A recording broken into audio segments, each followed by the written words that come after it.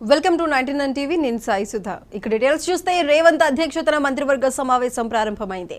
August 15 కల్లా రుణమాఫీ అమలు చేసి తీరుతామని సీఎం ప్రకటన నేపథ్యంలో విధి విధానాలు అర్హతలపై చర్చించే అవకాశం ఉంది. రైతు భరోసా విషయంలోనూ నిర్ణయం తీసుకునే ఛాన్స్ ఉంది. మరోవైపు మంత్రివర్గ విస్తరణపై నిర్ణయం తీసుకుంటారని తెలుస్తోంది.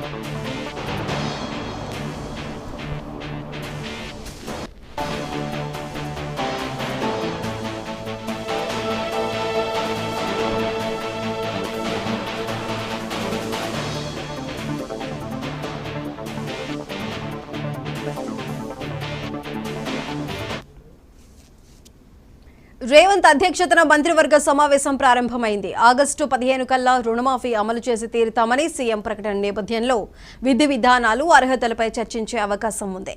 రైతు భరోసా విషయంలోనూ నిర్ణయం తీసుకునే ఛాన్స్ ఉంది. మరోవైపు మంత్రివర్గ విస్తరణపై నిర్ణయం తీసుకుంటారని తెలుస్తోంది.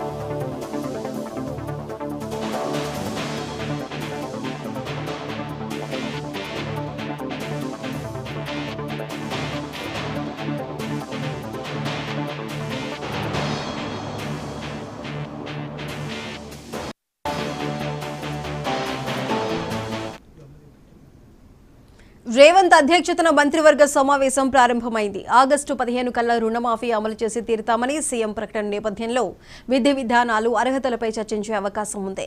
రైతు భరోసా విషయంలోనూ నిర్ణయం తీసుకునే ఛాన్స్ ఉంది. మరోవైపు మంత్రివర్గ విస్తరణపై నిర్ణయం తీసుకుంటారని తెలుస్తోంది.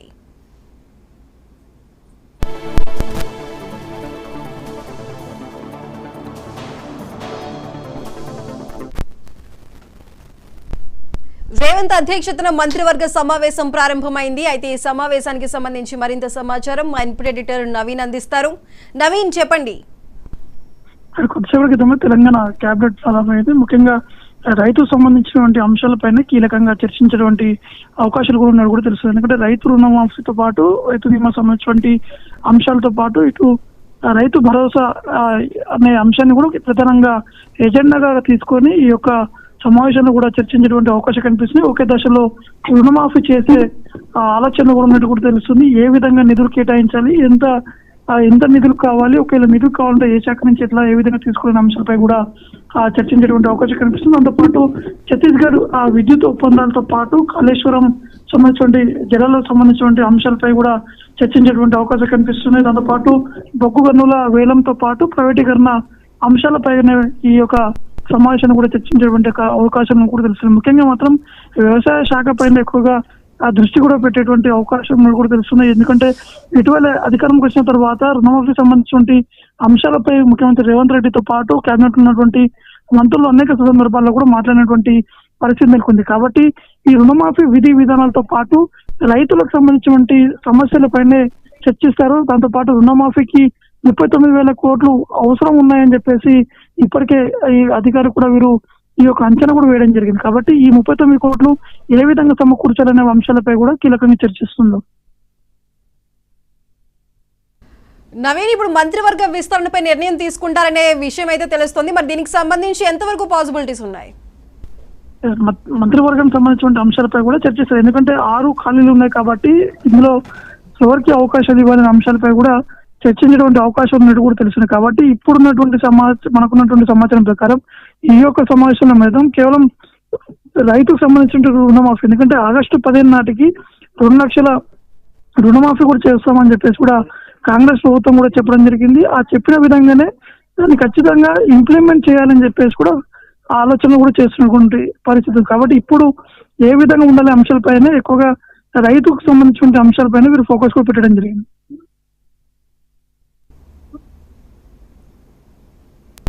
Right Naveen, thank you.